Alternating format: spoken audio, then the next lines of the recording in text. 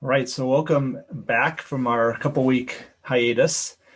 Um, so the topic today is Al Timnah Tov Mebalav. So the idea for this came about, like I said, we read the Haftorah on Parshas Miketz. Rather than being a Hanukkah Haftorah, it was the regular week, the regular Shabbos Haftorah, which I think we only read like once every, 19 years? It's a long period of time, between the times that we read it. And it's about Mishpat Shlomo, the famous story of Shlomo Melech, and the two women come to him, one baby arguing over whose child it really is, and he suggests to split it. And that story is referred to as Mishpat Shlomo. So we're going to get into that, trying to understand more about how that's truly a judgment, a mishpat. So just to introduce the subject, and I apologize for the odd highlighting that came up in the short sheet, but just to introduce the subject, there's a Mishnah in Avos that begins Arba Midos Benosnei Tzedakah. There are four different midos, or sort of ways to look at those who give tzedakah. Harotza sheyitein velo yidnu acherim.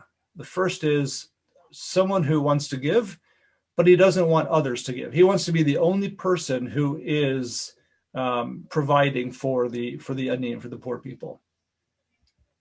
So how do we understand that? So the Midrash Shmuel on Avos comes in and says, Ve'efshar shemasha amarotza sheyitein velo yidnu acherim hu b'derech miniya. That's really and sorry, let me jump back up to the Mishnah. The Mishnah concludes, Eino Ra B'Shel Acherim. He has an ayin ra, an evil eye towards others, right? He wants to give, but no one else should give. He should be the sole provider. So the Midrash Shmuel says, when we say Rotze Sheyitin V'Lo Yidnu Acherim, Hu B'Derech Miniya, he is preventing others, right, from doing something. Shemonei Acherim Melitein. So he says something very interesting, right? We know there's this concept that when you give meiser in order, right? We say bishvur sheyis ashru, right? The play on words with meiser, that you turn the sin into a shin, and it's so that you become rich, right? And the idea is, if you give tzedakah, Kadosh Baruch Hu repays you by providing back to you. Right, and you can. It's the one Indian that we can test a Kodesh Baruch Hu on. Right, it's a whole thing into it itself. So the Midrash Shmuel latches onto that and says, "What's wrong with this person? It's that he wants to give so that nobody else gives, and therefore becomes rich, and and sort of, I guess, can take his place and be the big gvir to be providing for all the poor." So that's Eino Ra B'Shel Acherim. V'alkein monea osam shelo yitnu raku levado yitin. He only does it because he wants to be, again, he sort of probably maybe wants the spotlight or whatever it is, but he wants to be in that position. V'al ha'isha zeh hizer Shlomo Melech alav shalom. And to that person, Shlomo Melech says, V'amar al Timnah Tov mebalav bihios le'el yadecho la'asos. So this is a pasuk in Mishlei.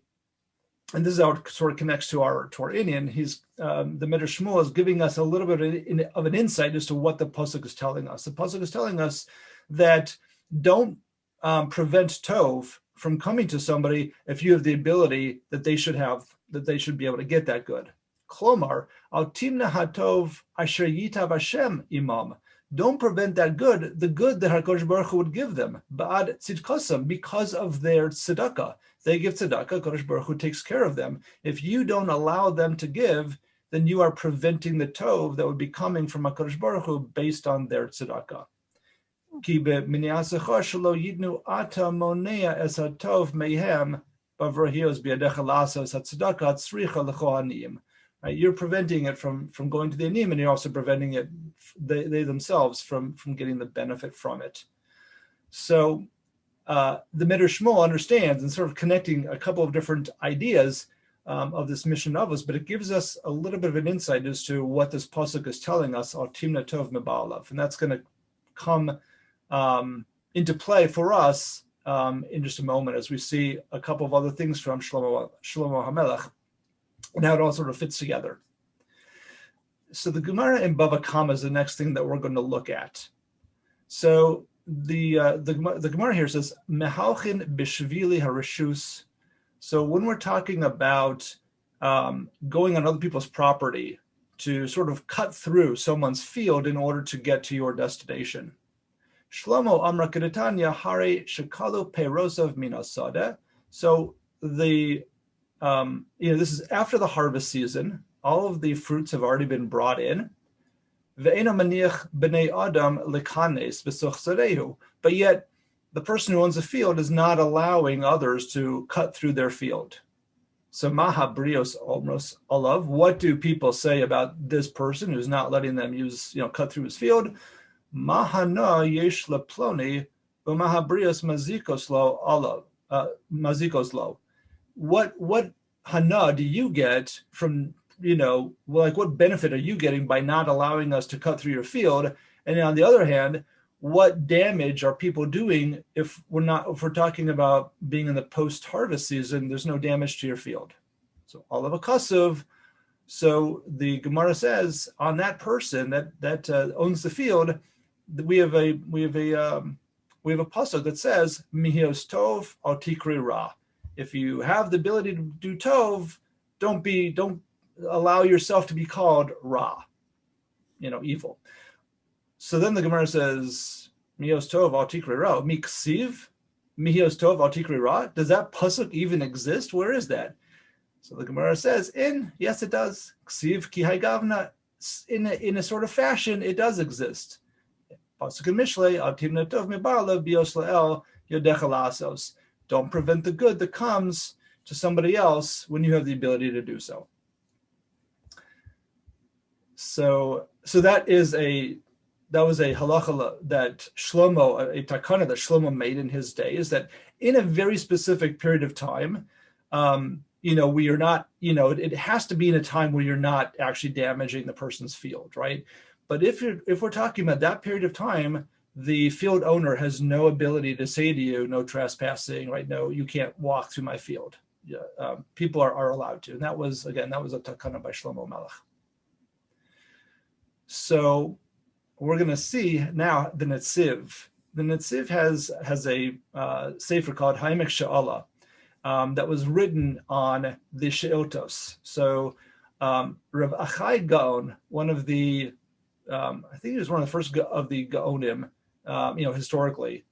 My history is not great, so don't quote me on that exactly. But this is after the period of the Achronim came the period of the Gaonim. And Rav Achai Gaon wrote a sefer called the She'otos, which is a broad halachic work. And the Netziv has his commentary called the Haimaksha written on that. So in this She'ota, Rav Achai Gaon is talking about all the halacha of making a siyum and having a seuda and a sudas mitzvah and all of that. And sort of caught up in the middle of this, the Netziv enters and talks about our case over here. And he says, so we'll just pick it up in the middle. And he says, Ubezeh hineni mevar masha kasav beuvda dezonos shabo lifnei Shlomo. And from here, I'm going to, we're going to try and explain what was really going on in this whole Maisa that happened with Shlomo HaMelech. V'amar HaMelech, right? And he sort of walks us through the whole story. But Amar HaMelech la'asos bechina. And so the Melech, Shlomo Melech, is trying to decide, right, who's the right mother. And he commands that the child should be cut in half. And from there, he realized that the one who says, no, let the baby live, that would be the mother, right? So that's how it all came up. That's the story. V'lechora ein bezeh shemetz din Mishpat. So the Netziv says, wait a second here. This is Mishpat Shlomo. There's not even an inkling of a din of judgment here. This isn't judgment. This is umayka amar achakach, and the pasuk says later on, and why Ki ra'u ki chachmas Elokim bekirbo la'asos mishpat. The pasuk says about Shlomo Melech that he saw that we see that there's the chachma of HaKadosh Baruch Hu inside of Shlomo Melech to do mishpat, to make a judgment. So that's the Netziv's question. Where do you see mishpat here? It doesn't seem to be a mishpat. Visu, moreover, the ikar habechina in a michras, and even the way the choice was made, it didn't have to go that way. Kida Isa b'makos, as the Gemara Makos says, v'dilma yerume me'irma. It's very possible. This is more of a psychological decision or tact that Shlomo Melech made, assuming that the real mother is going to act like a mother and she's going to have rachmanos and say, no, don't do it, even if the other person, is going to get the child. The Gemara Makos asks the question, how do you know? Maybe the other woman knew that, right? I mean, she's doing reverse psychology and she's saying to herself, I know what Shlomo Melech is up to. No, don't cut the baby. And she's really the one who's lying, right? So maybe the whole thing was a lie to begin with. Now, the Netziv says, Unehi, de mefarsha Gemara, de yatsa baskol. Now, the Gemara's answer to that is that afterwards, a baskol came out, v'amra hi imo, and confirmed that no, that was actually correct. That was the right mother. But Shlomo Melech wasn't making his psak based on that baskol. He was making the psak based on what he did and what he saw.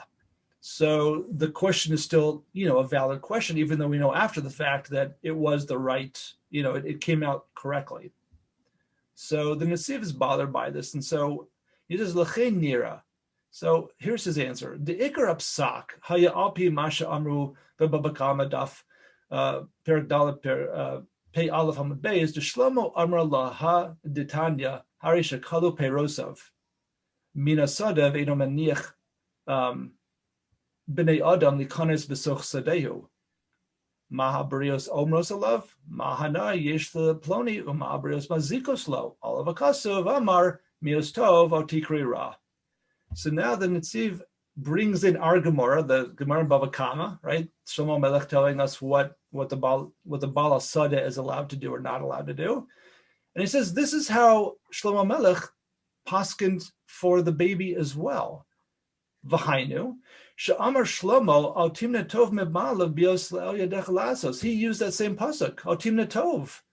V'zeh hapsak, hachal be'uvda zu da'achar shehiskima ligzor es hayeled. Once he said, somebody is willing to, give in and say, okay, yeah, go ahead and cut the child in half.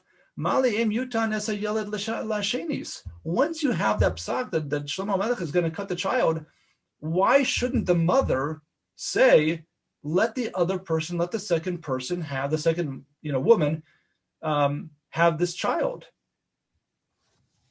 There's no, she's not getting any good anyway, right? And we're going to see that. V'zehu mishpat chadash she'ala Shlomo dechofin al midas sdom. Now, why is this mishpat? It's mishpat because Shlomo Melech stepped in and said, wait a second here, what's going on? You have a woman here who's really trying to take away someone else's child, but you also have the real mother who's fighting back, and Shlomo Melech is trying to get rid of this idea of midas sdom, meaning that if I can't have it, you can't have it either. That's midas sdom. And if that's going to be a situation, we've got to get rid of that. No matter who's right or who's wrong, that sort of attitude of if I can't have it, you can't have it, has to be quashed altogether. And that's where the mishpat comes in. Ukvar biarnu deleka midi delo remiza ba'araisa. And it seems to something interesting too. He says, and by the way, you can't have anything that doesn't have at least a remez, has a hint in the Torah. Sometimes we don't know where that remez, where that hint is. Of Shlomo, the chachmas Torah shabo yada haremez.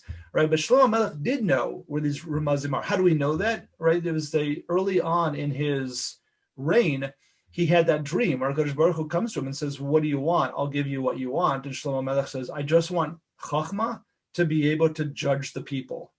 And that's when HaKadosh Baruch Hu rewarded him and said, he became the most wise of all men because it was a gift from HaKadosh Baruch Hu. Right? V'zehu Gamar Shel Torah. Sheyada kol ramazim mashe efshar laharos v'ladun. Shlomo Melech knew all of these ramazim that are throughout the Torah that you can use for teaching, for making, and for being and for paskening halacha. V'hineni mosi b'zeh Shlomo bikesh me'HaKadosh Baruch Hu shnei devar v'nasat lavdecha lev shomea v'lishpad esamecha. He wanted two things: a heart to listen and the ability to judge the nation. Lahavin ben tov l'ra, to be able to decide between good and bad. Perush lishpat al pi hamishpat hatzedek shebetorah. Lahavin ben tov l'ra hainu shelo yeh din meruma. So then let's see this thing, another interesting insight, which is that generally speaking, as a judge or as a posek, you don't really know who's right or who's wrong, who's lying to you or who's telling you the truth. All you can really do is judge based on the facts that are placed in front of you. And you hope that, it all sort of comes out that you're able to figure out the right direction. And for many times, that's why a posek wants to talk to somebody, individually and really understand their situation. But, in a courtroom, you don't have that ability. And here you have Shlomo Melech, who's really trying to do both. On the one hand, he wants to make sure that Mishpat is done according to the Torah, but he also wants to make sure that he understands what's really going on inside the hearts of people so that the pasuk actually matches and is truly emes. So that's how the Netziv understands. So that's the Netziv's understanding of how Shlomo Melech is adjudicating and approaching this situation with these two women. V'hinei zeh ein rebusa kol kach ma shebikesh ledas im miha emes. And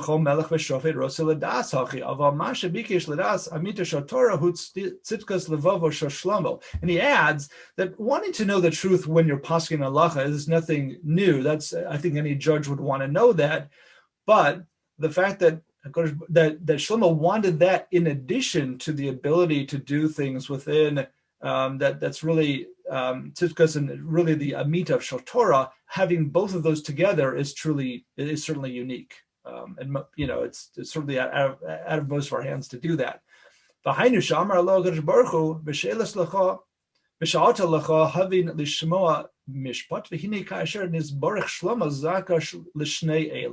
And once he asked for those, and HaKadosh Baruch Hu gave him that gift, he actually had the ability to do both.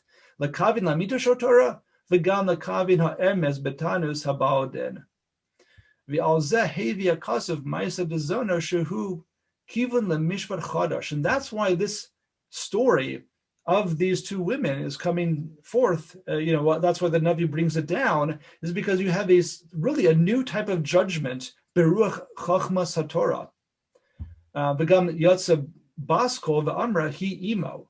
And that's why you have a Baskol that comes out afterwards. That generally doesn't happen after any judgment, that a Baskol comes out. But that's why in this case it did, because Shlomo Melech was doing something unique. He was on the one hand saying, Al pi Torah, al Timnah Tov. Like, we have a problem of Midas Sodom. We've got to quash that. The real mother has to be able to come forward and say, no, no, no. That's the way it has to be. Because if she can't have the baby, at least let the baby live, even if it's with somebody else. But on the other hand, he wants to make sure that there's no contradictions, there's no lying and cheating and deceit going on, really understanding that it really is truly the mother who's saying this and not the other woman. And that's the mishpat part, and that's where the baskol comes in. Shekivan shegamkin le'emes begufa ma'aseh. So that's how it all sort of comes together with this baskol coming out at the end saying, yes, that was din, that was mishpat.